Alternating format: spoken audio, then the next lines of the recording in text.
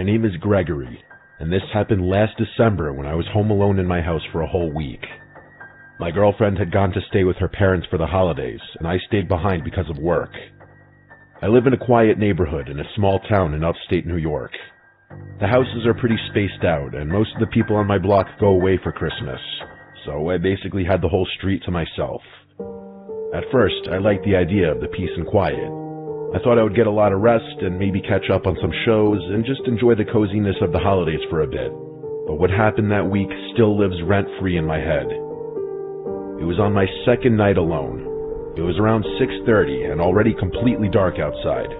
It had been snowing lightly all day, and there was a white layer on my yard and driveway. I was in the kitchen making a simple dinner, just pasta and chicken. Usually my girlfriend is the one to cook our meals. I'm not much of a chef. I turned on the TV in the background to make the house feel less empty, because as happy as I was to have the place to myself for a bit, I wasn't used to it being so empty and quiet in here. While I was eating at the table, I heard something unusual. It really took me a second to figure out what it was. It sounded like singing. I muted the TV and listened. The sound was definitely coming from outside. The singing got a little clearer, and I realized the person was singing Jingle Bells. At first I thought maybe some neighborhood kids were playing around outside, but the voice didn't sound like a kid. It sounded like a grown man. I got up and walked toward the front door because that seemed like the direction it was coming from. The closer I got, the louder it got. By the time I reached the door, it sounded like the singing was coming from right on my front stoop. I felt a weird feeling in my stomach, but at that moment, I still thought maybe it was just a caroler. I opened the door, and standing in the glow of my porch light was a man around 35 years old. He wore no hat, and his coat looked too thin for the weather. But the strangest thing was that he was completely focused on singing Jingle Bells, staring down at my welcome mat like he wasn't even aware I opened the door. I remember forcing a little smile because I didn't really know what else to do. I'd never gotten Christmas carolers before. But even still, I never heard of a grown man doing it solo. It's supposed to be a group thing from what I know. He didn't look dangerous. He actually just looked sort of confused or maybe slow. I even wondered if he was special needs or something because he didn't react to me being there. He just kept singing. When he finished the song, I expected him to say something, or at least leave. But he just took a breath and started singing Jingle Bells all over again from the beginning in the same slow off-key tone. But now he was looking up at me, making direct eye contact. I felt my smile drop because it was just weird now. I stood there another minute, pretending to listen, even though it felt uncomfortable. I kept thinking he would stop after the second run, but he didn't. He just looped the song. I checked my phone and realized almost 4 minutes had passed while he sang Jingle Bells over and over. Finally, I decided it was enough. I told him thank you in a polite tone, and I slowly closed the door. I thought that would send him on his way, but once the door was closed, I still heard the singing. It continued without even slowing down. I walked back to the table and sat down trying to ignore it, but the longer it went on, the harder it was to ignore. The man didn't seem normal, and it bothered me that he was still right outside my door singing the same song. I wondered if maybe he was special needs and someone was out there with him, like by the street or something, but I didn't see anyone else out there. It made the whole house feel uncomfortable, like someone weird was standing too close to my personal space. I kept eating, but I couldn't focus on the food. It went on for my entire dinner. Finally, after about 10 minutes straight, the singing stopped. The sudden silence actually made me jump because I had gotten used to the singing. I got up slowly and walked back to the front door window. When I looked outside, I expected to see the man gone, but he was still there. He had moved. Now he was standing at the end of my driveway. He was just facing my house completely still. He was no longer singing. At least I couldn't hear anything from here. He was just standing there in the snow, staring at the door. Something about that felt worse than the singing. He looked like he was waiting. I opened the door a crack and told him he couldn't be here, that this was private property and he needed to leave. He didn't move at all. The whole thing was so unnatural. I finally told him that if he didn't leave, I would call the police. Then I shut the door again. I watched him for another minute from the window, but he didn't budge. I didn't want to actually call the cops because I thought maybe there was something mentally wrong with him and I didn't want to make things worse. So instead, I decided to just go upstairs, lock my bedroom door, and try to relax.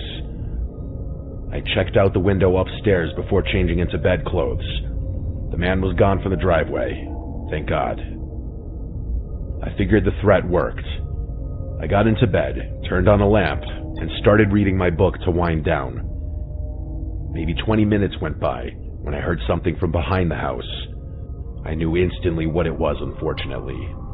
It was the same man singing Jingle Bells again, except now it was coming from my backyard. I jumped out of bed and went to the back window. When I looked down, not only was he directly in sight of my backyard, he was already looking up at my window. The man was in my backyard standing in the snow directly below my bedroom window.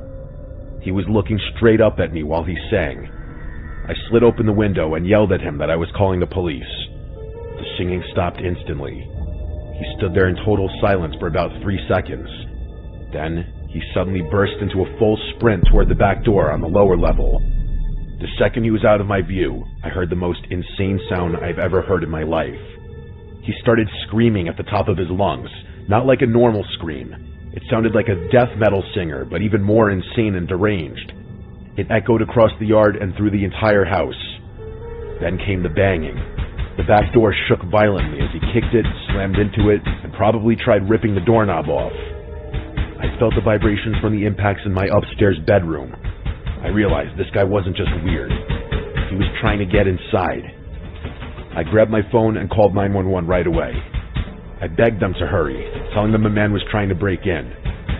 I stayed on the line while holding a baseball bat with my other hand. I backed into my bedroom closet and shut myself in. The operator told me to stay hidden.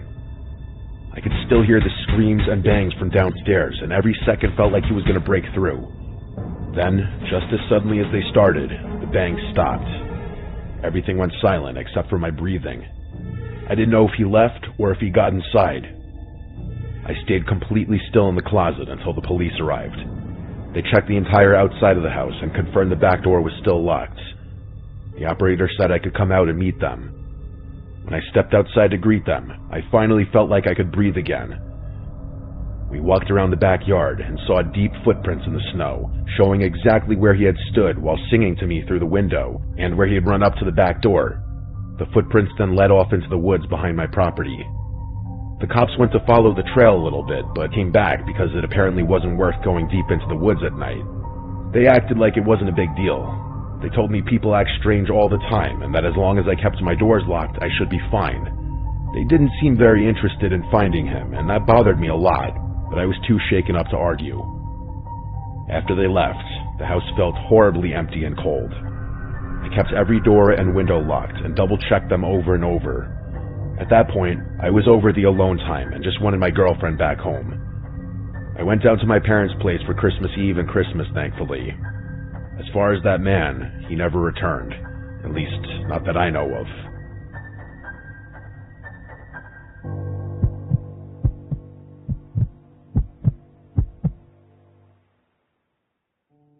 This story is about my Christmas experience from about 10 years ago. I was 6 years old, since my birthday was in November, and I had just finished celebrating. Now we were getting ready for the holiday. My birthday celebration happened on the same day as the famous Odell Beckham Jr. catch. I lived with Cowboys fans, but I was a Giants fan. I remember it being talked about for the rest of the night, and even during my birthday celebration. It was an eventful birthday week, and I'm surprised I remember all of this since I was only 6. I didn't understand football, but I understood that the catch was crazy, so I was just living in the moment and happy it was my birthday, like any other kid.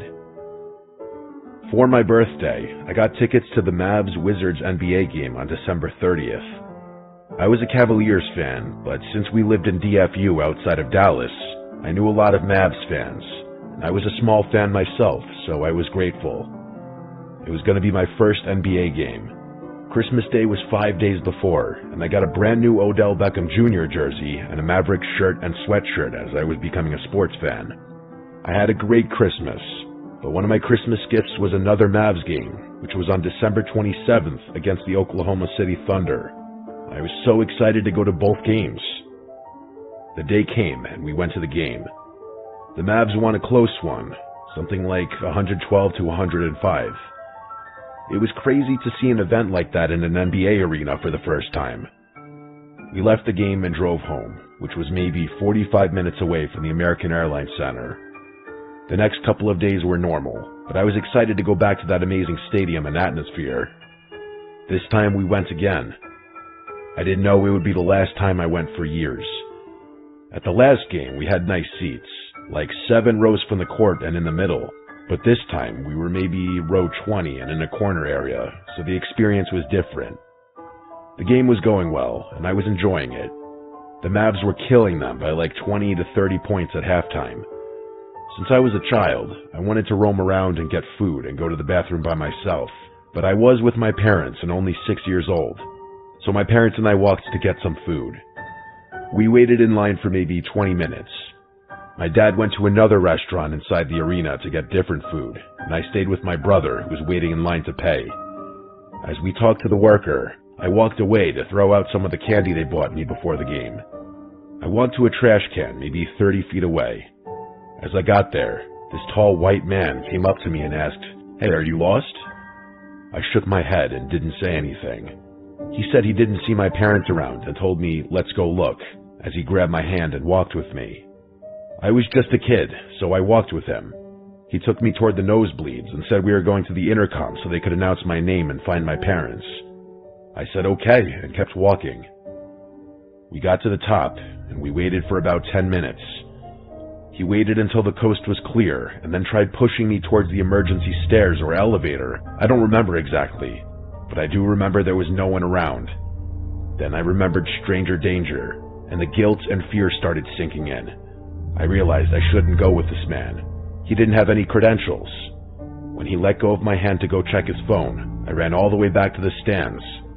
As I ran, I saw him standing there with a small grin on his face. I couldn't find my parents, but I didn't care. I just wanted to be somewhere safe.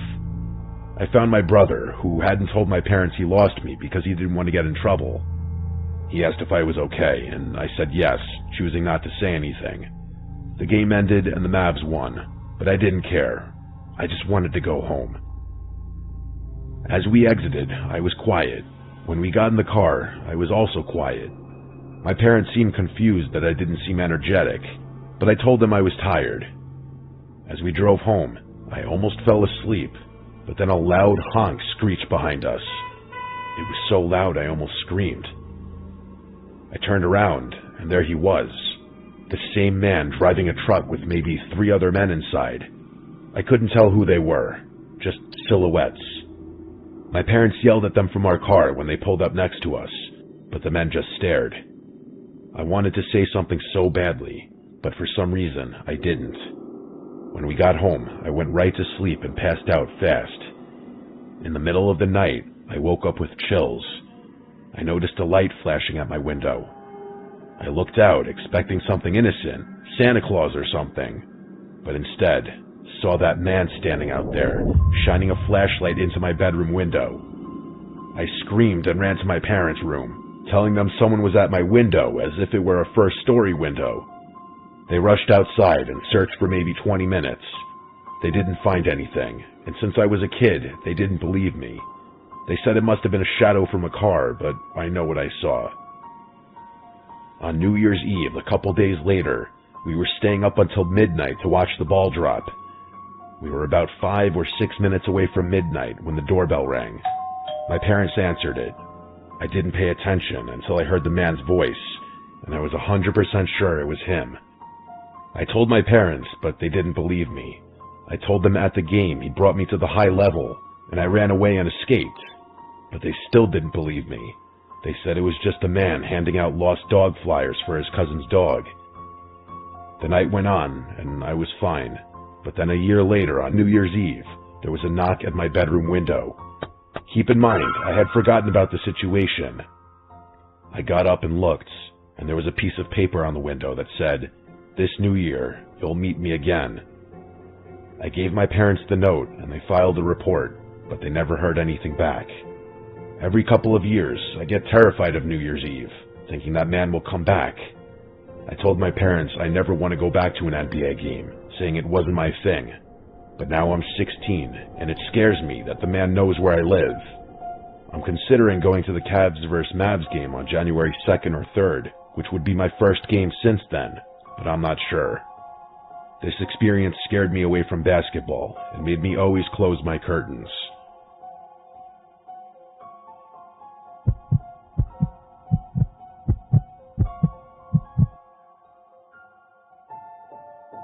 I remember this night way too clearly, and even now I think about how close my family came to something really terrible. It was early December, and we decided to drive up north into the mountains to cut down a real Christmas tree. It was something my wife Marianne and I always wanted to do, and our 7-year-old son Andrew was excited about it too. The weather was cold and cloudy, and the sky had that heavy look where it feels like snow is always about to fall again. To us, that added to the Christmas vibe. The whole ride up the winding roads made me feel like a kid again. It was a while since I'd done something this unique and in the Christmas spirit, and having Andrew so excited about it just brought me back to my youth. When we finally reached the remote area Marianne found online, there were no other cars around in the parking area. There were a bunch of light posts scattered around, so we weren't in pitch black darkness if you were wondering. That's why we picked the place. Still, we did bring flashlights. We parked by a small, unmarked path that led deeper into the trees. There was a lot of snow on the ground still from the snowfall we got a few days earlier, and up this high, the snow took even longer to melt. Andrew jumped out of the car right away and started throwing snowballs at us, so I started throwing them back. We were here to have fun, so of course I was going to try to make it as memorable as possible for Andrew. I grabbed our flashlights and the axe that I planned to use to chop down a tree. We walked up the narrow path with snow crunching under our boots. Andrew kept running ahead, stopping to point at trees he thought might be perfect. The deeper we went, the more the road behind us disappeared, and the only light came from the faint moon glowing behind the thick clouds. It was so quiet that I even asked Marianne and Andrew to stop for a second, just to really take it in. There was not a single sound, maybe a light breeze, that was it. To be honest, if I had been there alone, I'd have been slightly creeped out just off the silence and darkness alone. As we walked deeper onto the trail, we had to utilize the flashlights we brought, all 3 of us. Andrew was having a lot of fun with the flashlight, until the light from the parking lot was no longer visible, and it was now basically total darkness outside of the flashlights. He started to get a little nervous, evidently, because he asked how far we were going to go, and he made a comment on the darkness. I kept feeling like someone was watching us, or like something was walking behind us, but every time I turned around, there was nothing but the empty snow path. About 10 minutes in, we finally found a spot where the trees were tall and full. Andrew ran around them in circles, looking for the best one. Marianne stayed closer to me, and whispered that she wanted to pick a tree fast because she had a weird feeling too. I got exactly what she meant. This was a lot creepier than I had imagined. Right then, I heard soft crunching behind us. It wasn't any of us, nor was it an animal. It sounded like boots crunching the snow, but very slowly, sneaking-like. When I turned around, I saw a man in dark clothes, standing about 20 feet back on the path. He wasn't dressed for the weather. His hands were bare and red from the cold. His jacket looked more like a windbreaker. His face looked pale and stiff, like he'd been out in the cold for way too long. Marianne grabbed Andrew's arm to pull him closer. When the man noticed we were looking at him, he suddenly smiled in an off-putting way and stepped closer. He asked if we were looking for a Christmas tree. His voice breaking the already unsettling silence was uncomfortable. His voice was deep and kind of soft. Before I could say anything, Andrew answered yes, excited again, and I felt a jolt of panic because I didn't want this man knowing anything about us.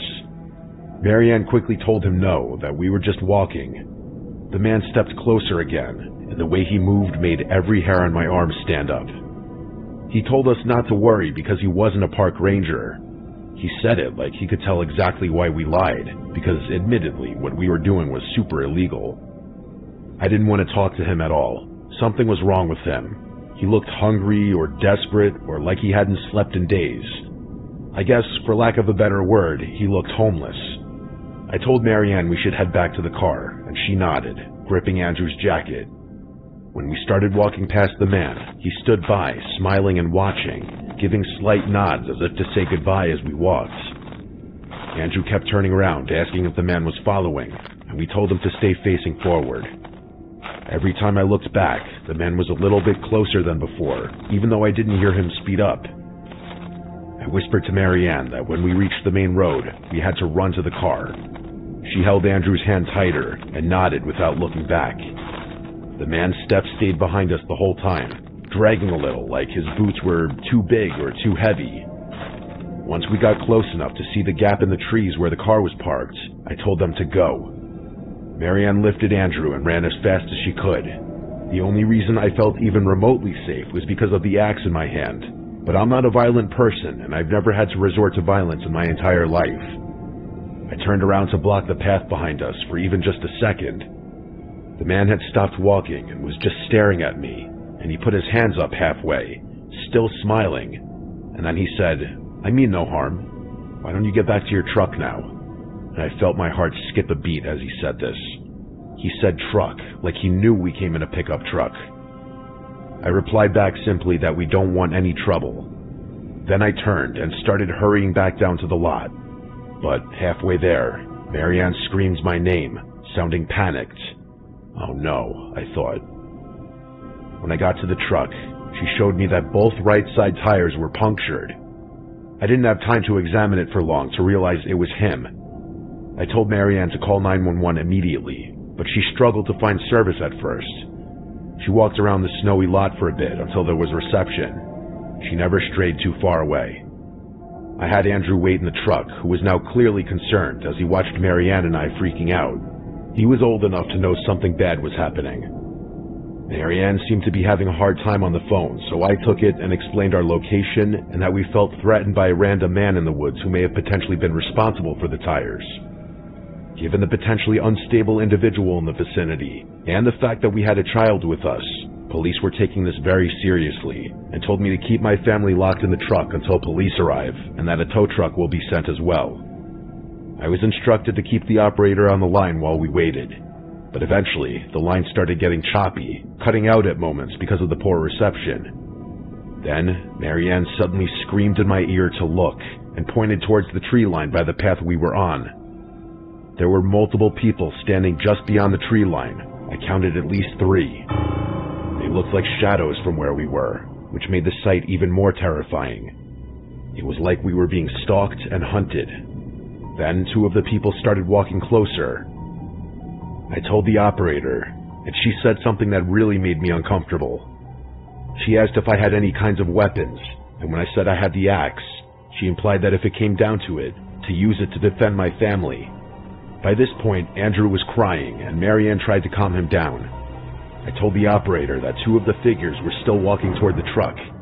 They weren't running or yelling or anything. They just walked very slowly, like they knew we weren't going anywhere. The 3rd figure strangely disappeared, likely back deeper into the woods away from the light. The operator told me the police were close, but I had no idea if that meant 2 minutes or 10.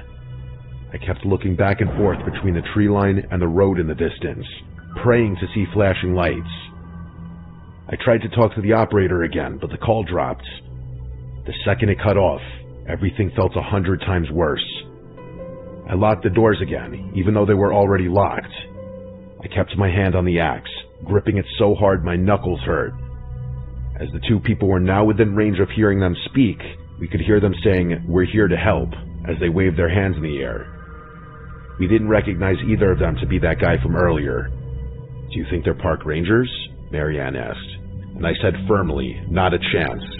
But perhaps I said it too loud, because Andrew just started crying even more, which Marianne had to try extra hard to console him. These 2 people approaching were dressed similarly to that first guy, aka way underdressed, and their clothes looked worn out, almost dirty, and they didn't seem bothered by the cold at all. But then, seemingly randomly, the 2 of them turned around and started running back in the direction they had come from. We didn't know why just yet, but it was soon clear. Never have we been so ecstatic to hear the sound of police sirens. It was getting louder fast, and eventually we saw the flashing lights coming from down the road, coming pretty fast actually. The police SUV entered the lot with its spotlight on, and it instantly shined in our direction. I flashed my lights to try to get the cop in the car to see the men running back into the woods. At this point, though, they were already nearly gone, but their footprints weren't. Once the SUV was next to us, 2 officers jumped out immediately with flashlights drawn, and I got out to basically get on my knees thanking them. I pointed in the direction the men ran. I said they disappeared into the trees like they had rehearsed where to go. The police told us to stay inside the truck while they searched, and more units showed up within minutes. 1 officer stayed with us. Andrew was no longer scared, but rather once again excited at the commotion and the sight of police officers. After a long search, the police came back and told us what I already knew they were going to say. They didn't find anyone, just tracks in the snow that went deep into the woods and eventually spread out in different directions. They didn't know if the people lived somewhere out there or if they were part of some kind of camp deeper in the mountains. They said sometimes drifters or squatters stay hidden in remote areas during the winter. The tow truck eventually arrived, and the police stayed around us the entire time until our truck was loaded up. We had to sit in the back of a patrol car to stay warm while they finished everything. No one really said much. Marianne held Andrew in her lap, and I just stared out the window, watching the dark tree lines, half expecting to see someone standing there again. On the ride back home, none of us talked. It was like all of us were afraid that saying anything out loud would make it real again. We didn't try to cut down a Christmas tree ever again. We didn't even go back to that mountain area. Even now, 10 years later, I refuse to go anywhere near it. To this day, what scares me the most is the thought that they had been watching us long before we even noticed them.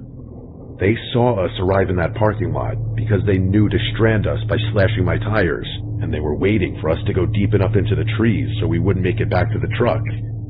We were lucky we trusted our instincts enough and decided to leave for the truck almost right away. We were also lucky I was holding an axe, which may have dissuaded them from doing something crazy. I don't like thinking about how close we came to potentially never going home.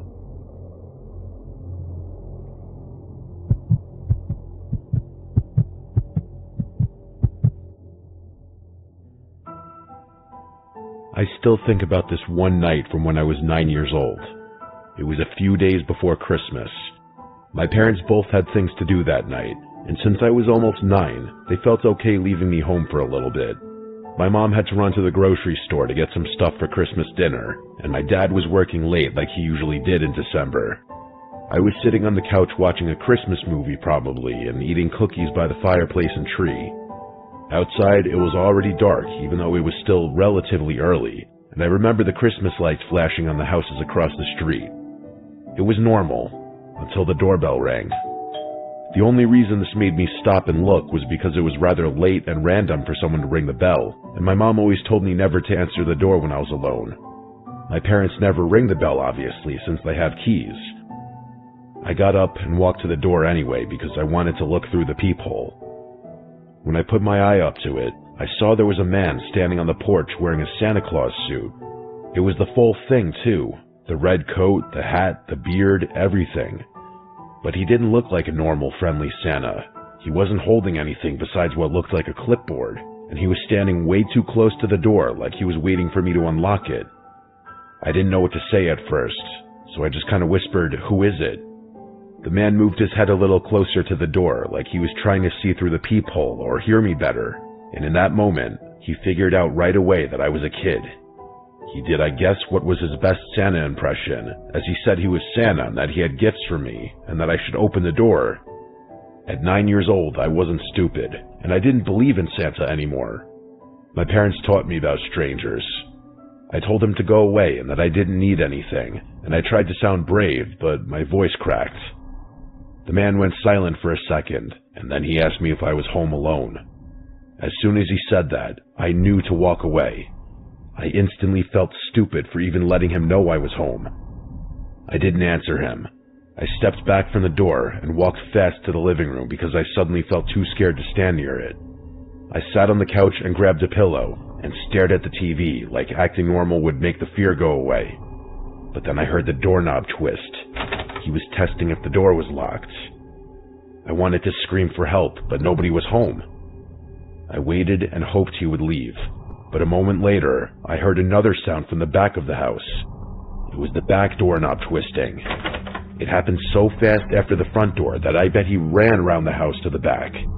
That door was even weaker than the front one, and we almost never used it.